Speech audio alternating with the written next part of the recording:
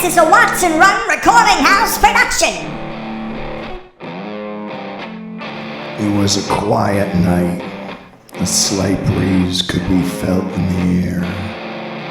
Probably around a nice 60 degrees. Partially cloudy. More romantic than anything. Anyway, out in the distance you could hear what sounded like an animal running across the hills, headed into the woods. In reality, there were two animals, a rabbit and a very famous mouse. One running for his life, the other on a mission from God. The moon went behind the clouds, which made it harder to see through the thick blades of tall grass. Maple resorted to using his supersonic mouse hearing to help guide him through the darkness while still in hot pursuit of the rabbit's trail. You can't hippity hop your way out of this one, old sport. Watch me, you old sack of shit. Maple knew that if he was out of breath already, he would never catch up with the rabbit. Maple then came to a dead stop, dropped down to one knee, and pulled out a matchstick crossbow from his oversized red coat. Closed his eyes and aimed by listening to pinpoint exactly where the jackrabbit was. Loose. Oh, God damn it! You cocksucking son of a bitch! What the fuck was that? That was my matchstick crossbow. A what? What? Yes, I made it myself many moons ago. Moons? What? You know what I also made? Just for you, actually. The poison that's pulsing through your veins. Now! Oh, no. Come now, boy. As I said, I made it just for you. This poison won't kill you, you see. No. Far too easy for a professional like yourself. Why? No, Why? I and the Council of Chip have many a question for you, boy. You don't know. Oh, what? What was You that? don't know. Oh, is that right? I don't know. You don't know who you're fucking with. Yes, I think I do. We're gonna kill you. We're all gonna fucking kill you. Every rabbit clan. We know now. We know you now.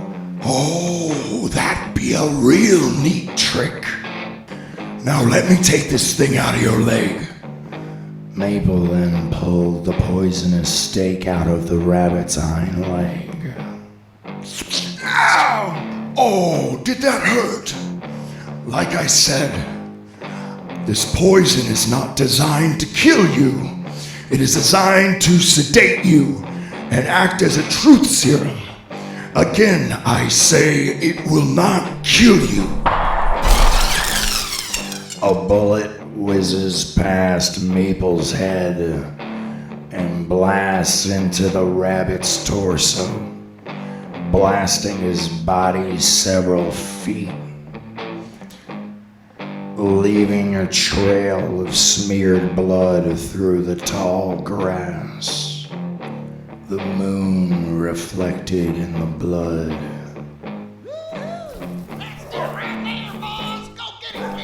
Son of a bitch! Then go back to Sugarloaf,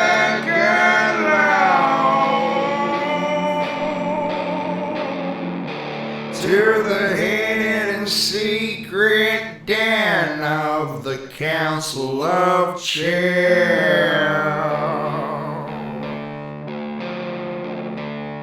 Maple heads back to the House of Chip, which is just on the outskirts of Sugarloaf. walking in a hallway with dark walls and ancient paintings hung up along with an array of tapestry. You'll never know the secrets of the House of Chill. You'll never know their secrets.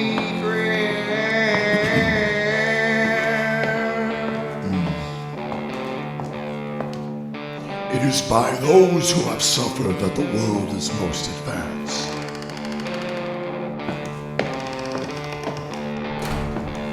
Maple, greetings, brother. Greetings to you, Chip. How did things go with the rabbit? Well, karma blasted him before I could get any answers out of him. Any loss of life is truly unfortunate.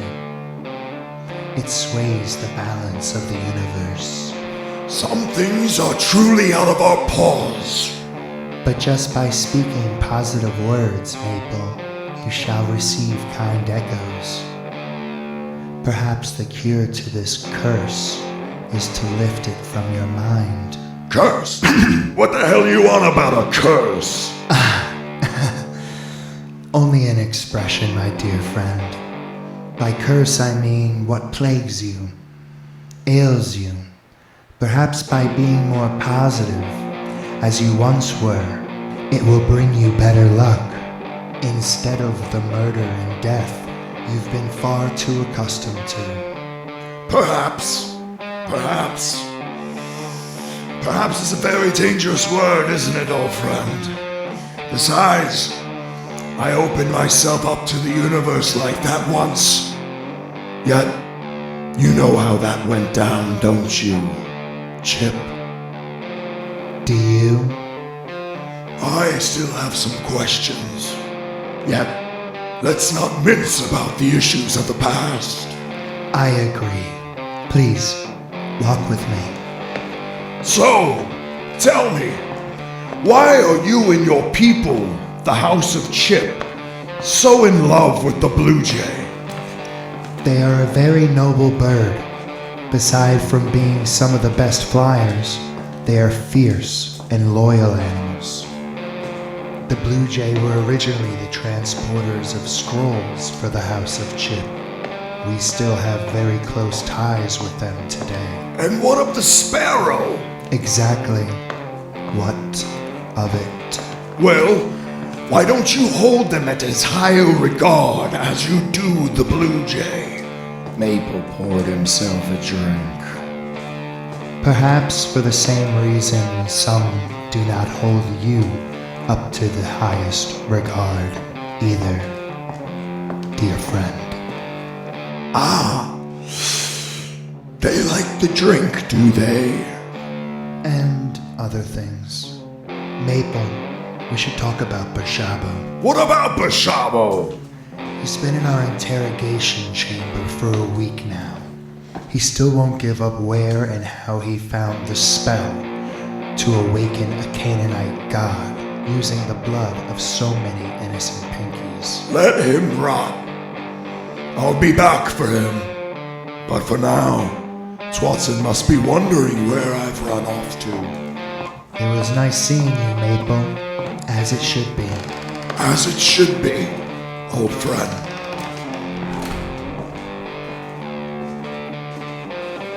Shrouzberry's headed back to his home.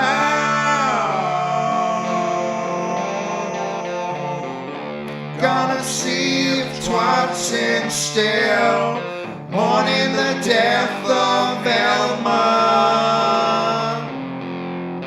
Their assistant died while Shrouzberry tried to kill Bashabo last season. This whole situation escalated so quickly, Maurez. The ministry will shortly begin a full investigation on Elma's death and Bashabo's disappearance. Perhaps the ministry will make some inquiries into Bashabo's disappearance Yet, I doubt they will care about the death of another whoring Pinky. Maple, how dare you speak so ill of the dead and someone you love so dearly? Did you hear that, Maple? What? You've angered her. I'm sorry. Angered who exactly? Elma's spirit. She's been haunting me. Oh, don't be ridiculous, Twatson. There's no such thing as the afterlife. Just disintegration and decay. Well, I've booked myself an appointment with a professional in these matters. A professional? Yes, at Madame Alessandra's mystical menagerie. Oh, really, Twatson? Yes, really. And I was hoping that you would join me. Oh, you were you? Yes. Call it a way of coping with Elma's death if you want. I know you think that's what this is. Yet besides that, it will either confirm or deny this presence I've been feeling surround me. There it is. I broke you, you sad sack of cat piss. I'll get my cane. As Twatson and Shrouzberry got ready to head to Madame Alessandra's mystical menagerie, far away from the common street mice of the city, high atop the grandfather clock that sits inside the bar, the Rusty Whistle, stands Maisto Mouse, staring out at the world that was blind to him and the other citizens of Sugarloaf. The elite kept this part of Sugarloaf to themselves. For hours at a time, Maisto would sit on the top of his veranda and study the human condition to the point where he began to notice he himself was becoming a little too human. Looking over the humans huddled around the bar, glued to the television screens, drinking massive amounts of warm Coors Light and dirty bar nuts. The life of luxury Maisto always dreamed of. How he strived to be like humans.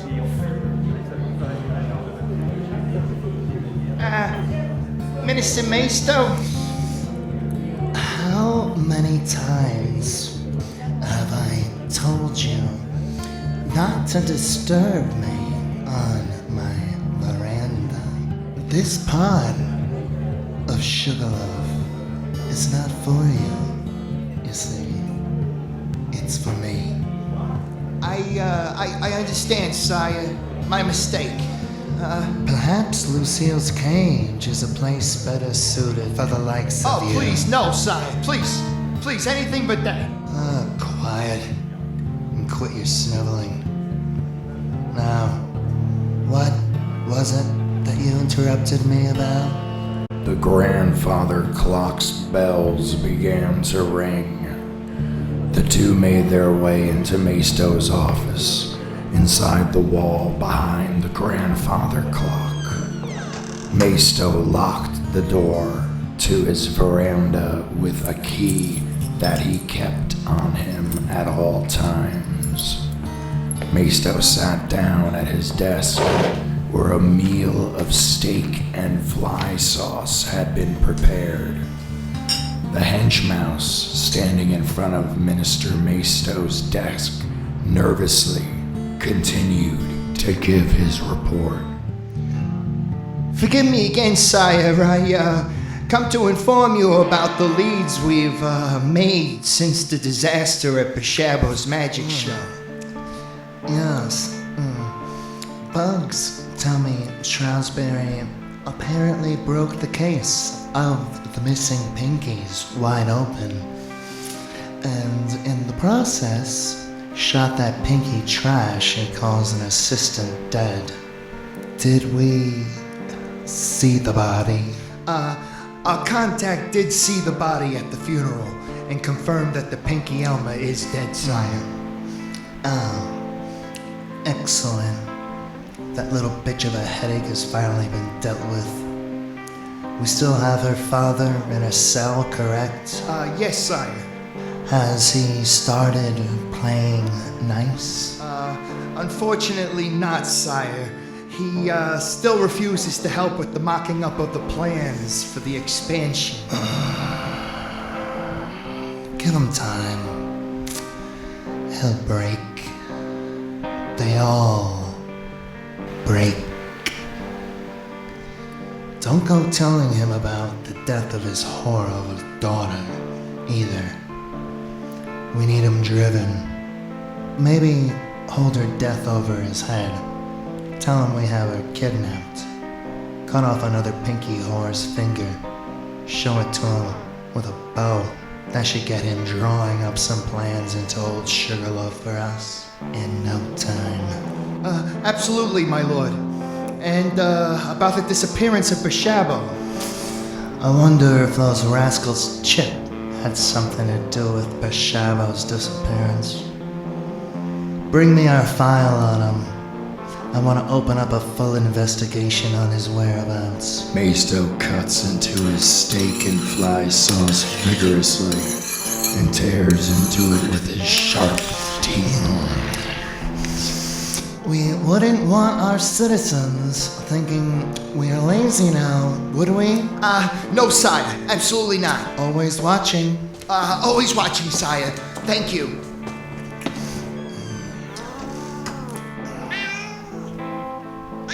Quiet, Lucille.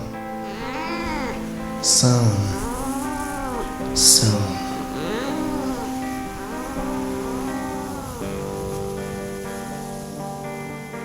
You've been listening to The Adventures of Maple Maurez Shrouzberry, professional mouse detective. This has been a Watson Run Recording House production.